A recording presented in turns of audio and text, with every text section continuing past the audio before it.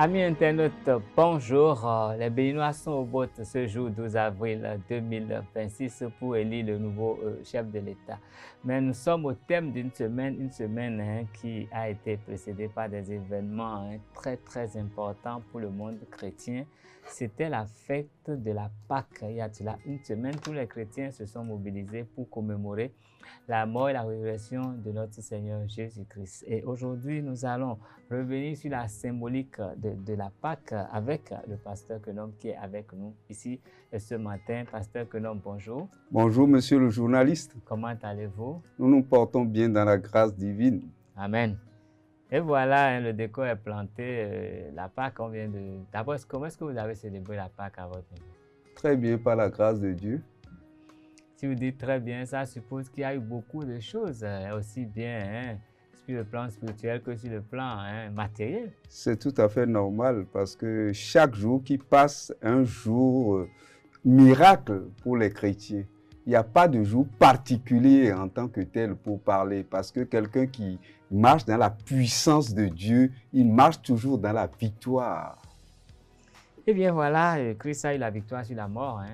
Et c'est ce que moi je retiens. Mais dites-nous, la Pâque, c'est quoi le symbole? La Pâque, d'abord, c'est un événement sans précédent et qui ne se répétera plus jamais dans l'histoire. C'est un événement unique en son genre dans l'histoire de l'humanité. Et je le dis parce que pour remonter, pour placer la Pâque dans son cadre idéal, il faut remonter à certains événements.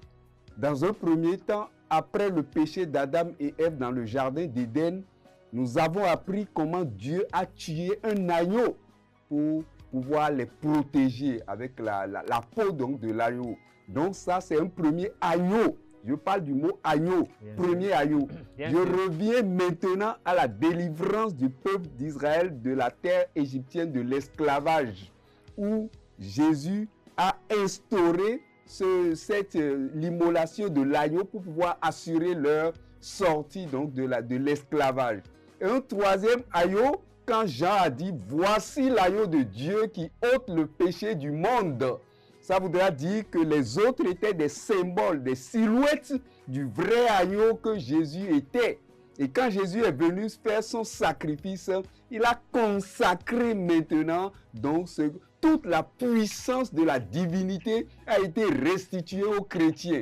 Donc, la séparation qu'il y a eu, la mort donc la mort la mort engendrée par le péché a été maintenant annulée et le chrétien est rentré dans sa toute puissance, une puissance infinie et illimitée.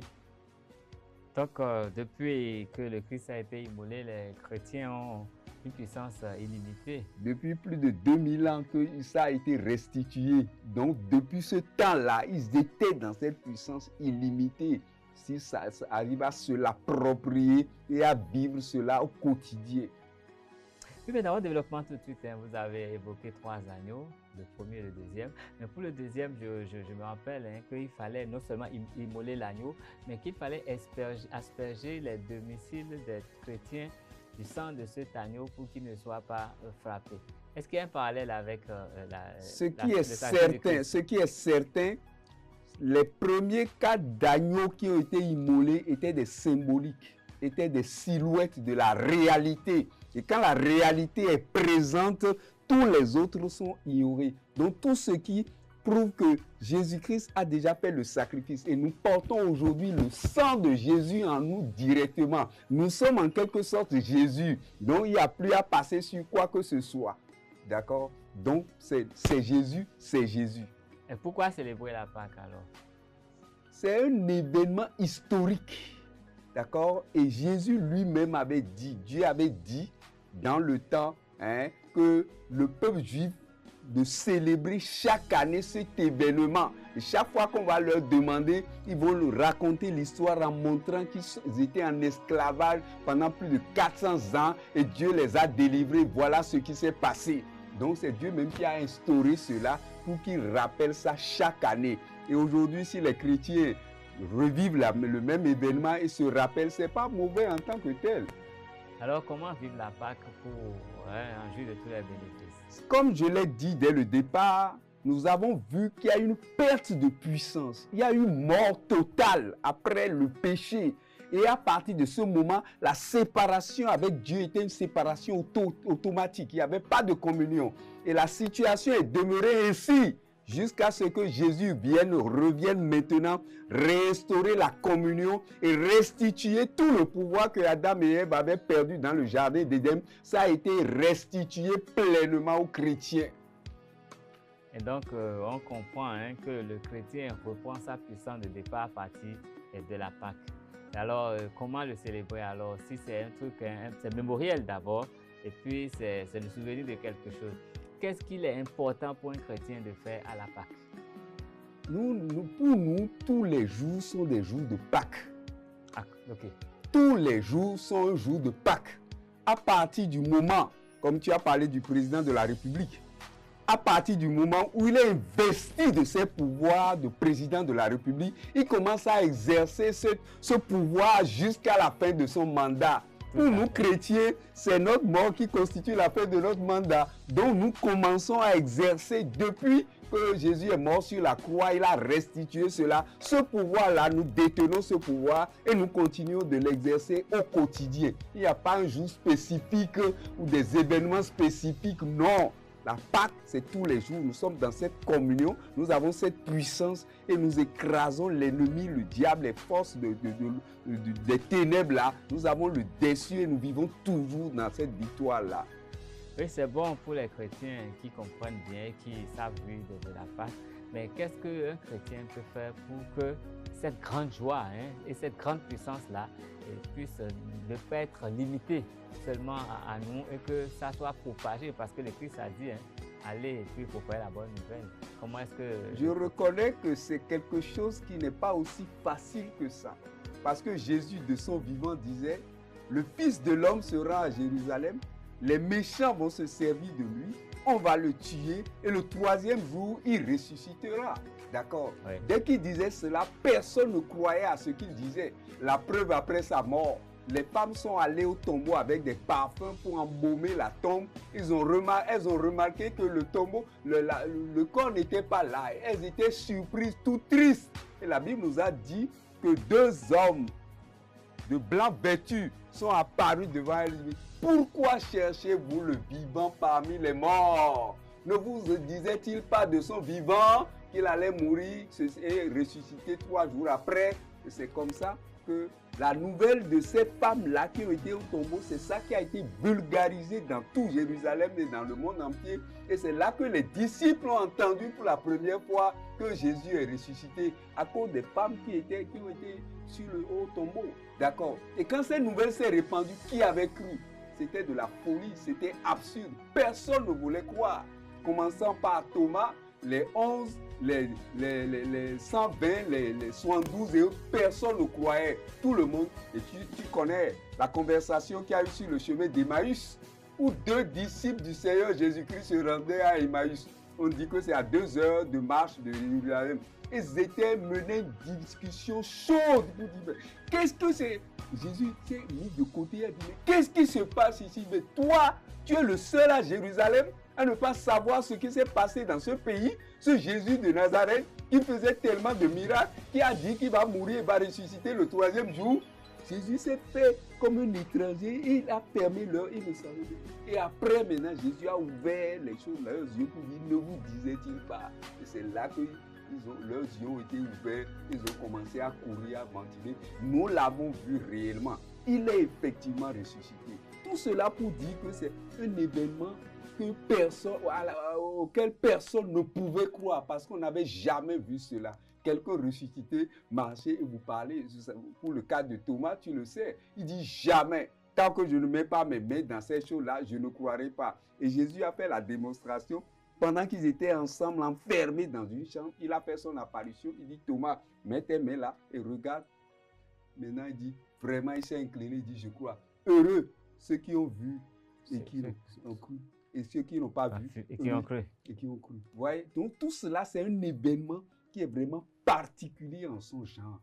Et cela demande que nous arrivons à faire quoi? À avoir une croissance sur le plan spirituel. Si nous restons à notre niveau, nous allons nous comporter comme tous les autres et nous serons dépassés par les événements. Mais il faut avoir la foi et savoir que nous devons hisser notre foi et aller à une certaine dimension pour aller à la recherche de cette vérité-là. Et quand nous l'aurons, nous serons au-dessus des autres, pour ainsi parler.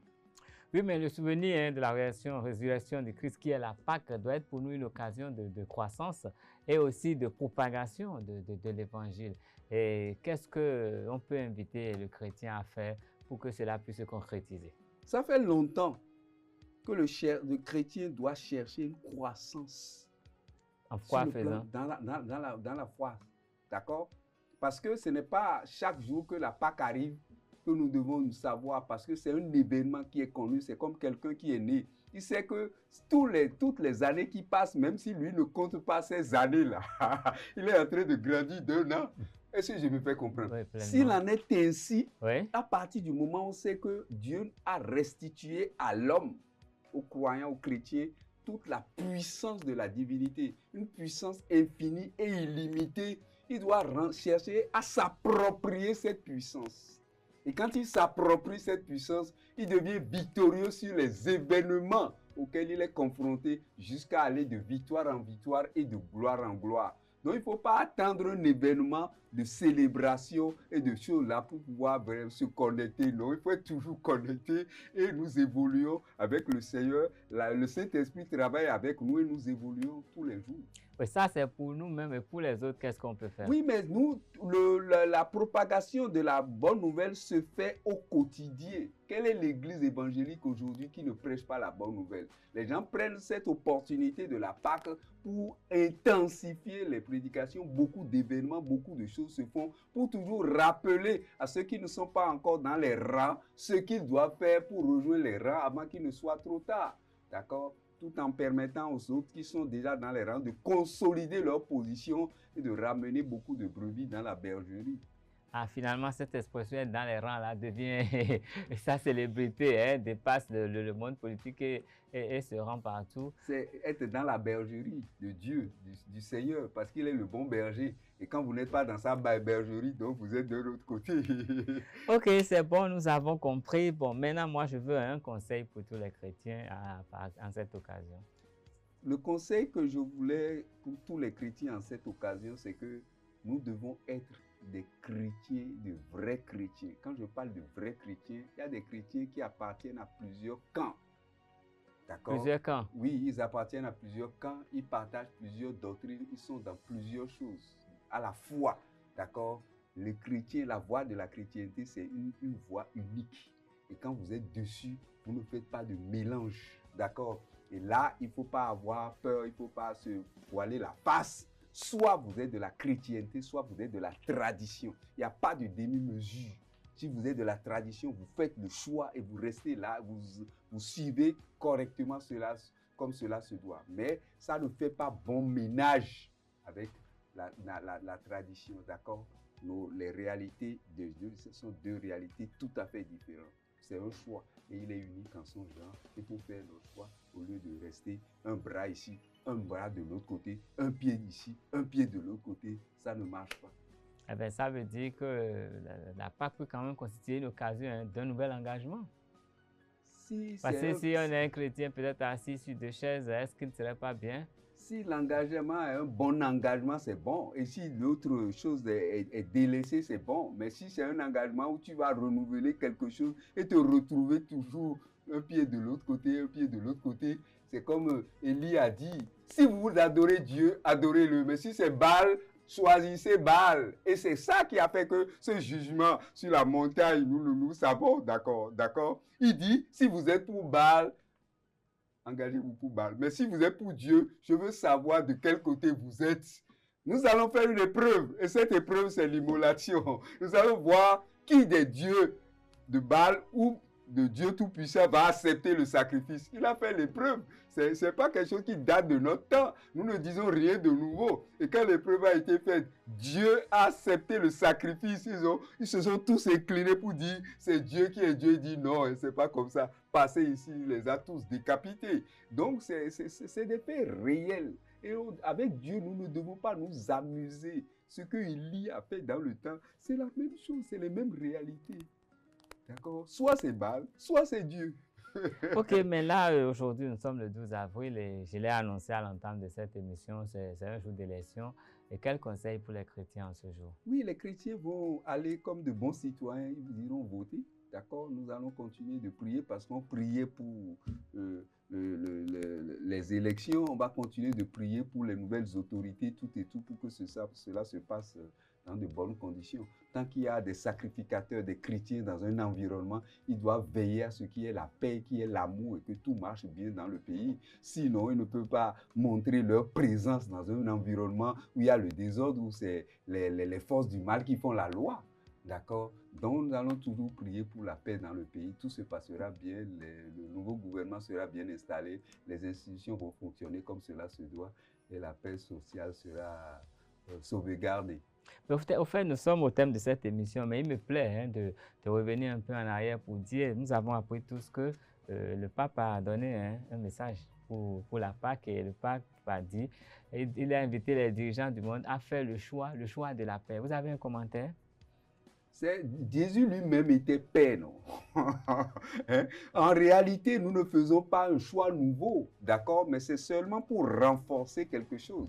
Il est le Dieu de la paix. Et partout, il est amour aussi. C'est son nom. Il incarne ces vertus-là. Donc, partout où nous sommes, la paix doit exister, l'amour doit exister, d'accord? Donc, ce n'est qu'un renfort, un renforcement donc, des choses-là. C'est pas pour faire chaud là, il ne dit rien de nouveau, hein, d'accord? Il nous invite à ce que nous sommes. Il nous rappelle. Oui, voilà, à prendre conscience de ce que nous sommes, d'accord? Et à demeurer toujours dedans. Pour ceux qui ont oublié, hein, il les ramène à l'ordre. Donc, c'est ça, il faut faire le choix de la paix. D'accord? Surtout dans le monde avec les turbulences auxquelles nous assistons maintenant, d'accord? Les dirigeants de par le monde, où les grandes puissances s'allient sur ceci pour le désordre là. Il faut que nous cessons avec ces choses pour cultiver la paix et croire que quand nous allons prier, Dieu va écouter. Ce n'est pas par les armes que nous devons restaurer les choses et amener la paix, d'accord?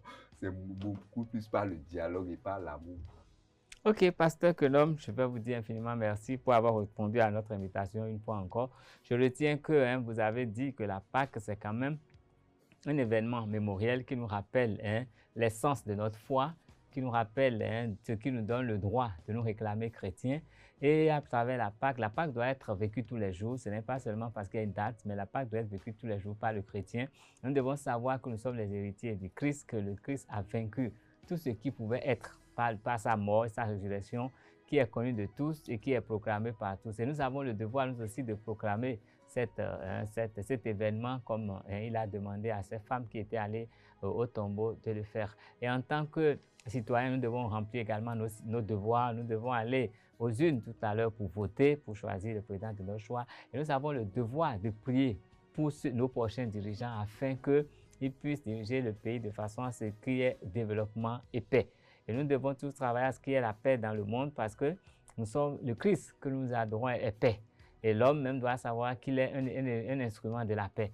Et les âmes ne peuvent pas régler un problème. Dieu peut régler tous les problèmes. Nous pouvons confier tous nos problèmes à Dieu et tout ce que nous revendiquons, Dieu pourra le restituer, le mettre à sa place pleinement et fidèlement. C'est en ces termes que je résume vos propos de ce matin.